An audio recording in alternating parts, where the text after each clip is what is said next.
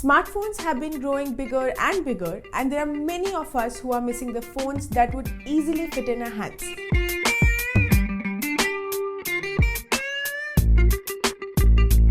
So here is a question. When will we stop asking for bigger phones?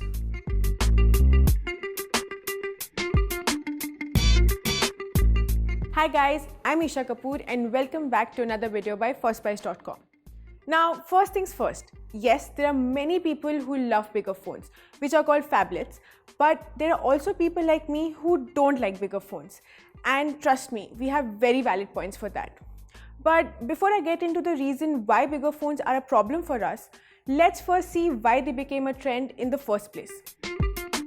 Okay, so the first reason is us, we, the people. Smartphone manufacturers are making bigger phones because we demanded for them. Now, ever since the touchscreen phones became popular, which also was because they wanted to give us bigger displays, people went gaga over bigger screens. We wanted bigger displays, bigger phones, better looks, more features, and so we have those phones now. It's just that these phones are literally going out of our hands now. In fact, even Steve Jobs was proven wrong because he said no one would ever buy phones which don't fit in their hands.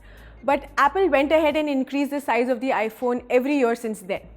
And it makes sense because that's exactly what the customers wanted then. Another reason behind the continuous increase in the size of a smartphone screen is that we, for some reason, want to combine the functions of a TV, a phone, laptop, all in one. Yes, at times it's more convenient to watch movies and shows on a smartphone just because it's easier to grab it anytime. But that should not be any reason to increase the smartphone screen size because let's face it, it's never going to be the same as watching movies on your laptop or your TV. Also, you cannot disagree with me that there are many tasks that you would rather do on your laptop than on your smartphone. So, need an example? Say, editing the script of a video. Now, I've tried doing that n number of times on my smartphone and it's just way too irritating. And no, not even a 7-inch smartphone will help me with that. I need my laptop to do that. One thing that I don't mind appreciating is the bezel-less screens. Having said that, we are now very close to getting a completely bezel-free edge-to-edge display.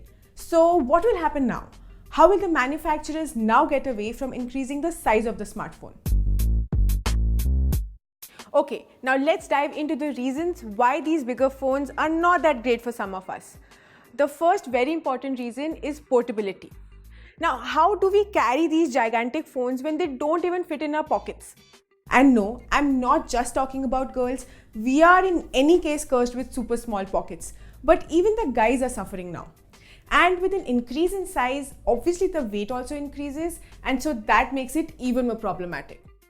Considering the fact that people love to keep their phones around them almost all the time, it's definitely not a good idea to make the smartphone so uncarryable and unusable.